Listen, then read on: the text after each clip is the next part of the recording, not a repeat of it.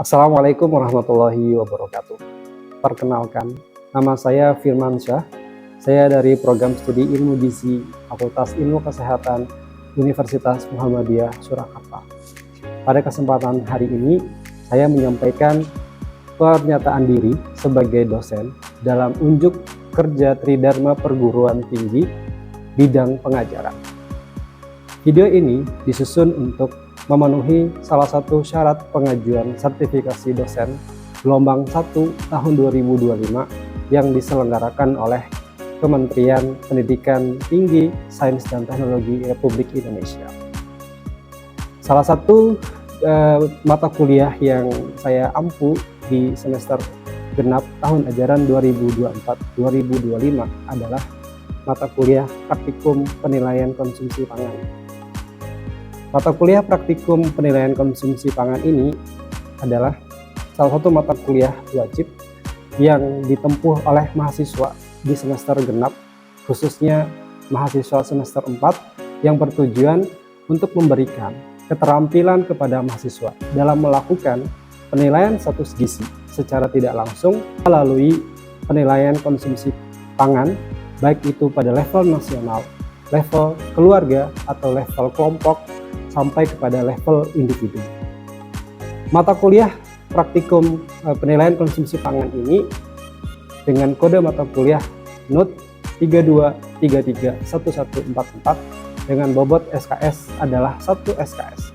Mata kuliah Penilaian Konsumsi Pangan ini merupakan rangkaian dari satu mata kuliah dari rumpun ilmu gizi masyarakat yang wajib yang merupakan mata kuliah kompetensi dan wajib untuk ditempuh oleh mahasiswa di program studi ilmu gizi di seluruh Indonesia, salah satunya di program studi ilmu gizi Universitas Muhammadiyah Surakarta. Mata kuliah ini merupakan rangkaian dari satu mata kuliah utuh yang terdiri dari satu SKS mata kuliah penilaian konsumsi pangan yang diajarkan secara teori dan juga praktek penilaian konsumsi pangan. Masing-masing bobotnya adalah 1 SKS. Adapun yang menjadi program learning outcomes dari Praktikum Penilaian Konsumsi Pangan ini dibebankan dari 2 PLO. PLO yang pertama adalah PLO 4, yakni mampu mengelola pelayanan gizi dalam proses pemecahan masalah gizi perorangan, kelompok, dan masyarakat berdasarkan standar baku. Yang kedua dibebankan dari PLO 9, di mana pada PLO ini mampu berpikir kritis dalam penerapan ipteks di bidang gizi untuk pencegahan dan penanggulangan masalah gizi yang ada di sekitar kita. Dari 2 CPL atau dari 2 PLO yang tadi disampaikan, kemudian diturunkan kepada CPMK atau capaian pembelajaran mata kuliah, atau juga disebut sebagai CLO atau Course Learning Outcomes. Dari CLO atau CPMK yang dibebankan kepada mata kuliah Praktikum Penilaian Konsumsi Pangan ini ada 5 CLO. CLO yang pertama adalah mahasiswa mampu menganalisis penilaian konsumsi pangan tingkat nasional. CLO yang kedua adalah mahasiswa mampu menganalisis penilaian konsumsi pangan pada level rumah tangga atau level keluarga. Kemudian CLO yang ketiga adalah mampu menganalisis macam-macam atau metode penilaian konsumsi pangan pada level individu. Kemudian CLO yang keempat adalah mampu untuk menganalisis berbagai macam metode penilaian konsumsi pangan dengan data yang dibutuhkan dalam usaha mencegah penyakit tidak menular sesuai dengan visi keilmuan dari program studi ilmu gizi Universitas Muhammadiyah Surakarta. Dan CLO yang kelima adalah mampu memahami penggunaan hasil penilaian konsumsi pangan dari berbagai level dalam pembuatan kebijakan untuk pencegahan penyakit tidak menular. Dari 5 CLO yang tadi disampaikan, kemudian diturunkan kepada materi kuliah yang terdiri dari 5 materi kuliah yang disampaikan di pekan sebelum ujian tengah semester, dan sisanya disampaikan setelah ujian tengah semester. Adapun beberapa materi yang disampaikan sebelum perkuliahan atau sebelum ujian tengah semester. Yang pertama adalah materi mengenai ukuran rumah tangga dan penimbangan bahan makanan, disertai dengan berat yang dapat dimakan, juga tabel komposisi pangan Indonesia yang merupakan ajuan utama dalam melakukan penilaian konsumsi pangan manual yang dilakukan dalam praktikum penilaian konsumsi pangan di mata kuliah ini. Kemudian yang kedua adalah berbicara atau mempelajari mengenai faktor konversi, di mana faktor konversi ini terdiri dari beberapa bagian. Yang pertama adalah minyak terserap, dan yang kedua adalah konversi mentah matang maupun sebaliknya. Ada food recall 24 jam, kemudian ada estimate atau food record yang kuantitatif maupun kualitatif, dan yang selanjutnya adalah materi mengenai food frequency questionnaire. Selain itu, beberapa materi lain yang disampaikan untuk pasca UTS atau ujian tengah semester itu adalah SQ, FFQ, kemudian data history, household food record, pola pangan harapan, dan juga aplikasi Nutrisurvey untuk melakukan analisis pangan pada individu. Adapun penyampaian dalam atau delivery dari mata kuliah praktikum penilaian konsumsi pangan ini dengan metode full luring tatap muka yang melibatkan secara langsung seluruh mahasiswa untuk hadir di laboratorium dengan berbagai ketentuan-ketentuan dan tertib yang harus dipenuhi oleh mahasiswa. Yang kedua adalah ceramah, dan dalam hal ini ditekankan kepada active learning pada mahasiswa, di mana mahasiswa menjadi center of learning yang perlu memberikan input positif dan hal-hal lain yang perlu disampaikan oleh mahasiswa dalam mengikuti pembelajaran di mata kuliah penilaian konsumsi pangan ini. Yang ketiga adalah simulasi, yang keempat adalah studi kasus, dan yang terakhir adalah proses wawancara yang melibatkan pihak eksternal. Dalam hal ini adalah melibatkan probandus atau responden di luar kampus. Yang selanjutnya adalah untuk interaksi, kami dalam pelaksanaan perkuliahan ini sangat mengutamakan adanya diskusi, kemudian tanya jawab, kemudian ada simulasi juga yang kemudian disertai dengan proses evaluasi yang disampaikan oleh mahasiswa-mahasiswa untuk review atau untuk menyampaikan evaluasi dari simulasi yang dilakukan oleh temannya, oleh mahasiswa yang lain. Selain itu juga penilaian di kuis, dan yang paling utama itu adalah penilaian pada laporan praktikum yang kemudian diberikan feedback dan dibantu oleh asisten laboratorium. Untuk penilaiannya atau assessmentnya terdiri dari beberapa komponen ya, yang di sini diantaranya adalah kedisiplinan dengan bobot 5%, kemudian di poin kedisiplinan ini terdiri dari kehadiran secara full, karena ini adalah mata kuliah praktikum jadi harus full 100%, kemudian kelengkapan atribut untuk memasuki laboratorium, dan selain itu juga poin pada keaktifan dan keterampilan praktik ya pada bobot 10%, kemudian laporan praktikum 35% dan ujian praktikum bobotnya adalah 50%. Untuk beberapa referensi yang bisa digunakan dalam mata kuliah praktikum penilaian konsumsi pangan ini ada beberapa, yang salah satu yang utama itu adalah Principle of Nutritional Assessment dari Rosalind S.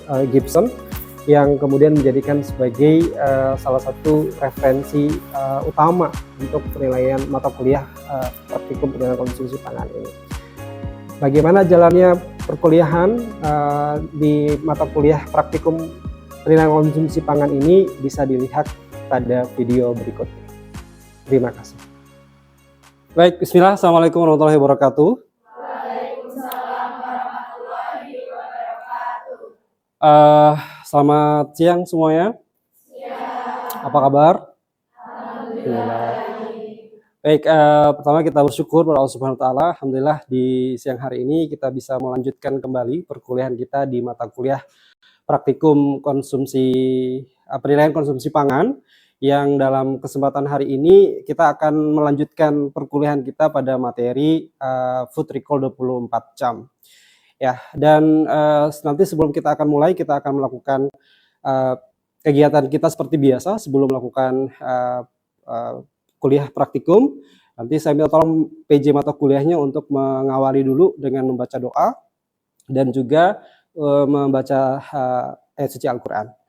Monggo Mbak PJ bisa membantu untuk memimpin jalannya sesi awal perkuliahan praktikum penilaian konsumsi pangan kita hari ini. Baik, terima kasih sudah mengawali perkuliahan kita hari ini dengan membaca doa dan juga ayat suci Al-Quran. Semoga Allah memberikan keberkahan dan kemudahan untuk kuliah kita pada hari ini. Baik, adik-adik sekalian, hari ini kita akan bahas mengenai salah satu metode penilaian konsumsi pangan tingkat individu. Dan sebagaimana yang kita tahu bersama bahwa penilaian konsumsi pangan itu kan ada 3 level ya. Ya, level yang pertama adalah level nasional. Kemudian level yang kedua itu adalah level, ada yang tahu? Level rumah tangga, betul sekali. Kemudian yang ketiga itu adalah level individu. Nah, yang akan kita bahas pada pertemuan kita hari ini adalah salah satu penilaian konsumsi pangan di level individu yang kita sebut sebagai recall 24 jam. Di teori kita sudah mendapatkan pemahaman mengenai bahwa penilaian konsumsi pangan level individu itu jenisnya atau metodenya ada banyak gitu kan ya. Mulai dari recall, food frequency, dietary history, kemudian food record dan seterusnya. Nah, hari ini kita akan memulai untuk membahas awal perkuliahan kita di PKP penilaian konsumsi pangan ini yang di level individu pada metode recall 24 jam. Nah, penjelasan mengenai recall 24 jam ini juga silakan bisa Anda buka di modul 3 ya, di modul 3 halaman 16. Di situ dijelaskan secara rinci mengenai apa itu recall 24 jam, apa kelebihan dan kekurangannya, bagaimana ketentuan-ketentuan dalam melakukan recall dan seterusnya. Nah, yang akan kita sampaikan di sesi yang kita akan bahas di sesi pertama ini adalah coba kita kenalan lebih jauh dulu mengenai recall 24 jam itu seperti apa. Baik, sebelumnya saya akan menyampaikan terlebih dahulu yang menjadi tujuan dari penilaian kuliah kita pada siang hari ini adalah yang pertama, yang tujuan umumnya adalah Anda semua mampu untuk melakukan proses penilaian konsumsi pangan tingkat individu dengan menggunakan metode recall 24 jam. Yang tadi sudah saya jelaskan ya, bahwa recall 24 jam merupakan salah satu metode untuk menilai konsumsi pangan level individu. Jadi kemudian dari tujuan umum ini diturunkan ke tujuan khusus. Yang pertama adalah mampu melakukan penilaian konsumsi pangan dengan metode food recall 24 jam. Dan yang kedua adalah mampu menganalisis asupannya dan sampai pada tahapan untuk melakukan interpretasi berdasarkan hasil wawancara menggunakan recall 24 jam. Ini menjadi tujuan pembelajaran kita hari ini. Dari tujuan ini sebenarnya akan diturunkan juga menjadi indikator kompetensi adik-adik sekalian. Yang pertama adalah melakukan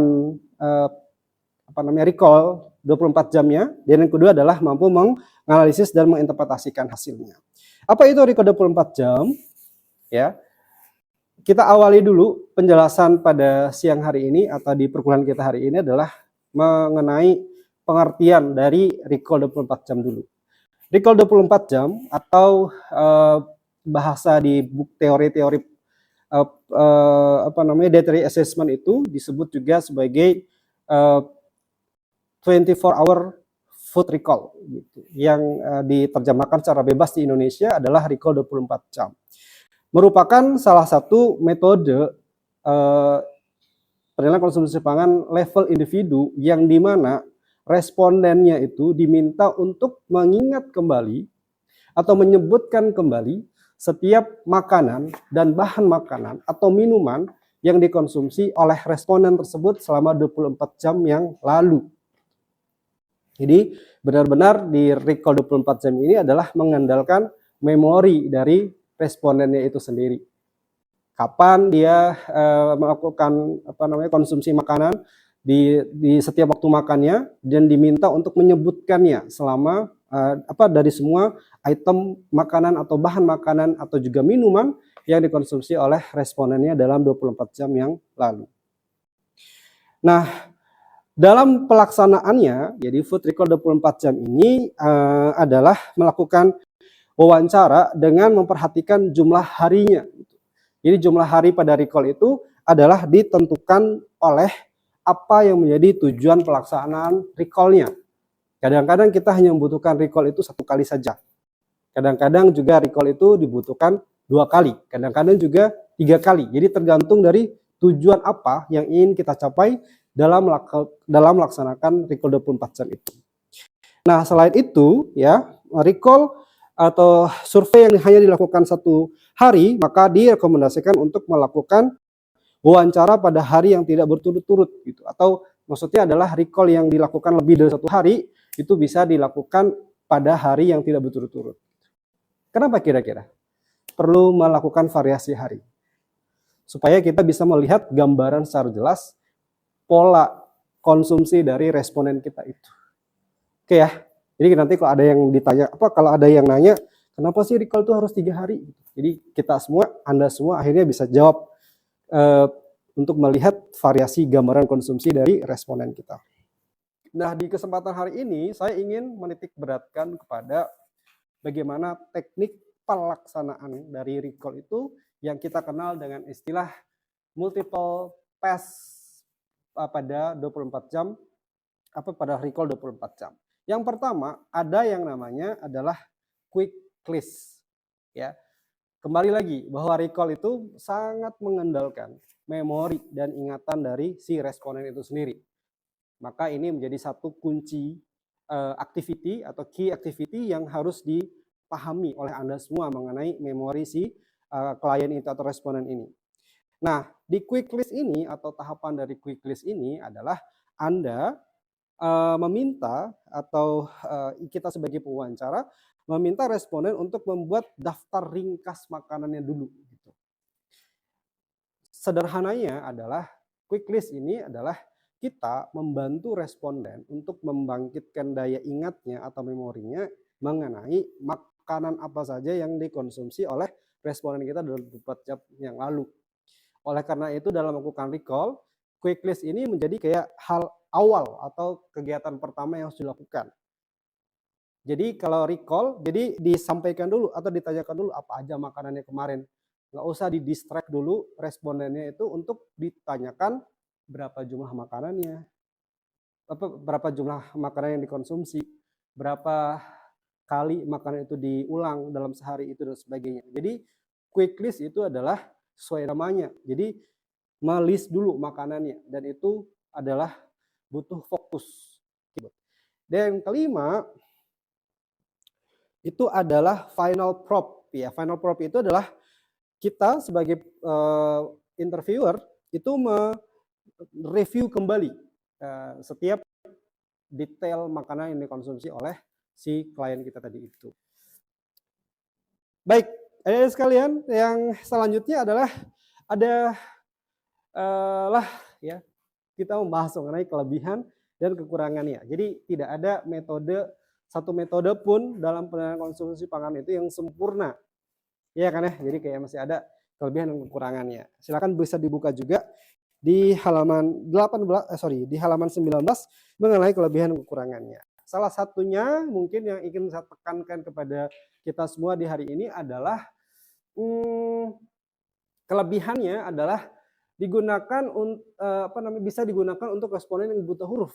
Karena kita tidak boleh menutup mata fenomena penduduk kita di masyarakat kita, khususnya mungkin di pelosok-pelosok itu masih ada yang buta huruf. Kenapa? Karena sentris atau key person-nya ketika melakukan recall 24 jam ini ya si pewawancaranya, bukan si respondennya.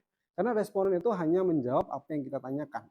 Jadi dia buta huruf, mau dia tidak buta huruf, mau dia seperti apapun, ya masih bisa menjawab setiap pertanyaan kita, maka itulah informasi yang jelas dan kita bisa menjadikan itu sebagai responden kita.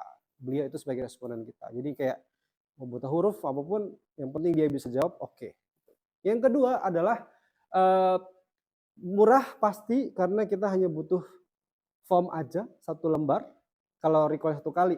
Tapi kalau recall-nya 2 kali berarti 2 lembar. Kalau recall-nya 3 kali berarti 3 lembar. Jadi nggak boleh menggunakan form yang sama untuk 3 kali pengulangan. Dan luar biasanya food recall ini adalah hasil analisisnya itu bisa memberikan gambaran pola konsumsi khususnya untuk makronutrien pada responden kita. Nah, selayaknya metode yang lain, dia juga punya kelemahan atau punya kekurangan. Salah satunya adalah karena titik tekannya itu adalah kepada kita si interviewernya, maka si interviewernya ini tuh harus benar-benar orang yang terlatih. Jadi nggak bisa misalnya Anda punya teman yang bukan ahli gizi, itu Anda suruh recall pasti nggak bisa. Karena orang yang bisa melakukan recall itu adalah orang-orang yang memang sudah mendapatkan pelatihan. Ya Anda ini adalah orang-orang yang terlatih untuk bisa melakukan food recall 24 jam. Gitu. Yang kedua itu ada yang disebut sebagai flat flop syndrome. Jadi setiap metode itu memiliki kelemahannya masing-masing. Nah selanjutnya adalah adik-adik sekalian, ini saya sudah menjelaskan bagaimana langkah-langkah dan sebagainya. Nah gilirannya adalah Anda semua, saya minta untuk melakukan teknik recall itu sendiri di temannya masing-masing.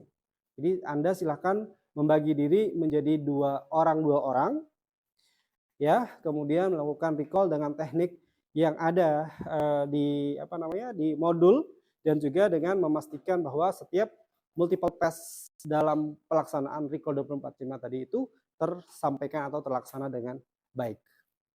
Oke, sudah jelas dengan instruksinya? Oke, baik, silakan. Oke, baik.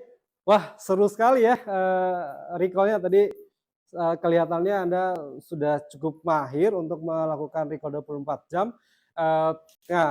Karena tadi kan udah berpasang-pasangan nih untuk melakukan simulasi melakukan recall 24 jam. Nah, selanjutnya adalah saya ingin meminta siapapun tadi yang menjadi responden untuk memberikan setidaknya mungkin point of view atau gambaran dari temannya melakukan recall 24 jam itu sendiri. Kira-kira apa yang perlu diperbaiki, apa yang perlu di-improve, apa yang perlu kalau bagus ya bilang aja bagus, kalau ada yang perlu diperbaiki fair aja karena kita semua di sini adalah sedang praktek, jadi nggak usah kayak perlu mengindah-indahkan ya, jadi apa adanya aja.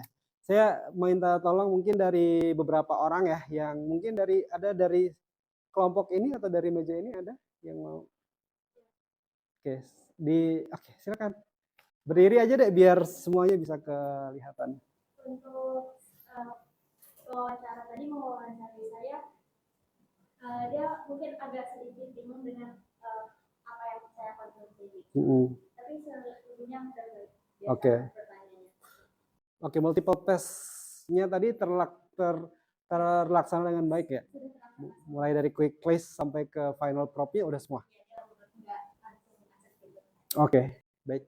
Good, kita berikan tepuk tangan kepada temannya. Berarti nanti kalau diminta untuk turun lapang melakukan wawancara recall, udah siap lah ya. Oke, good.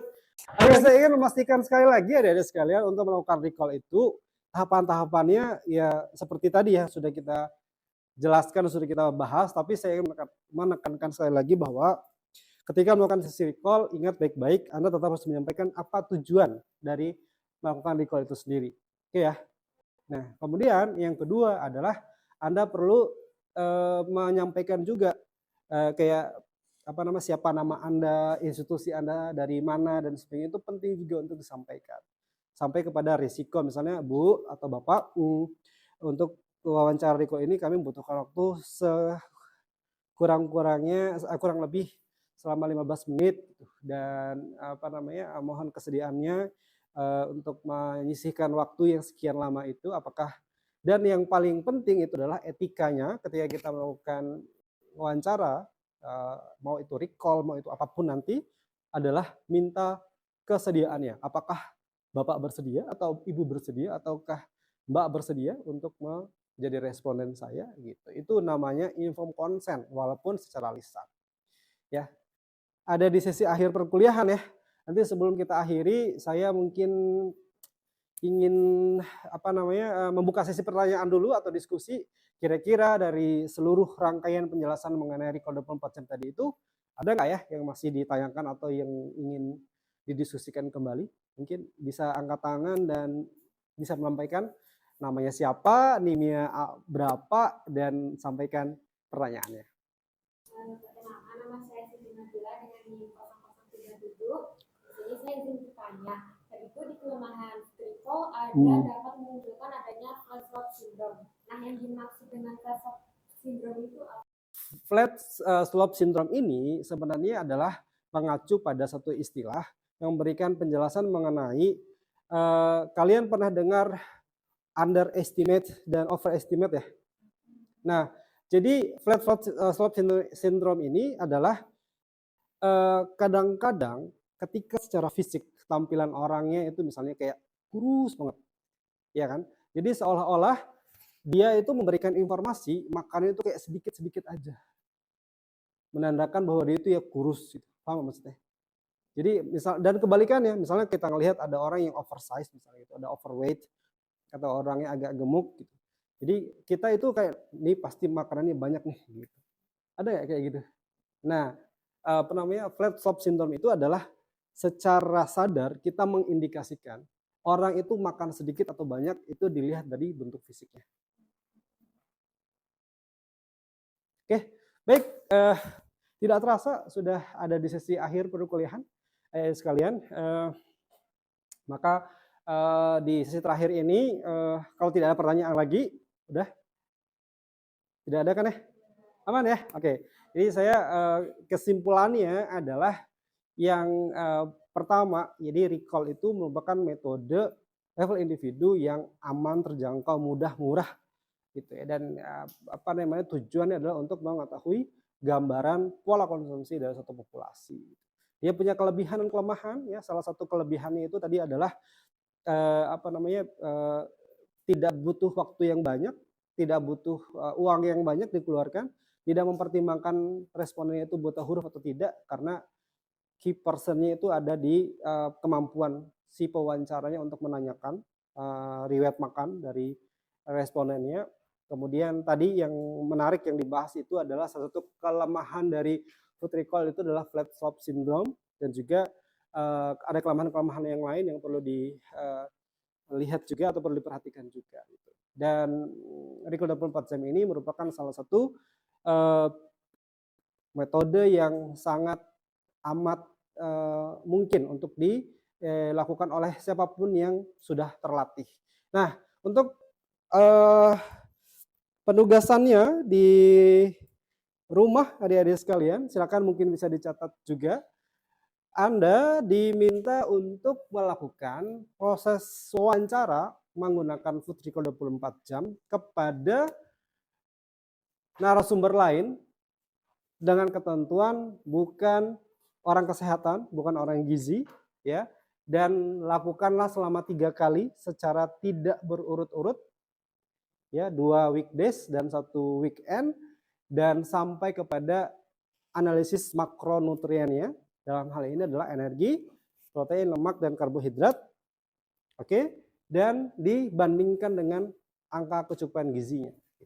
Jadi interpretasi apakah si responden Anda ini sudah sesuai dengan AKG atau tidak untuk konsumsi dalam seharinya. Lalu dibuatkan laporan. Laporannya akan dikoreksi minggu depan ya, sebagai bagian juga dari syarat untuk mengikuti perkuliahan ini di minggu depan. Demikian untuk hari ini adik-adik sekalian, sudah sudah cukup jelas untuk instruksi penugasannya. Sampai ketemu minggu depan lagi, dan mari kita akhiri perkuliahan kita hari ini dengan baca doa khatul majelis. Subhanakallahumma bihamdika asyhadu an la ilaha illa anta astaghfiruka wa atubu ilaik. Sekali lagi terima kasih, mohon maaf atas segala kekurangannya. Kita ketemu lagi minggu depan insyaallah. Assalamualaikum warahmatullahi wabarakatuh. Waalaikumsalam warahmatullahi wabarakatuh. Terima kasih.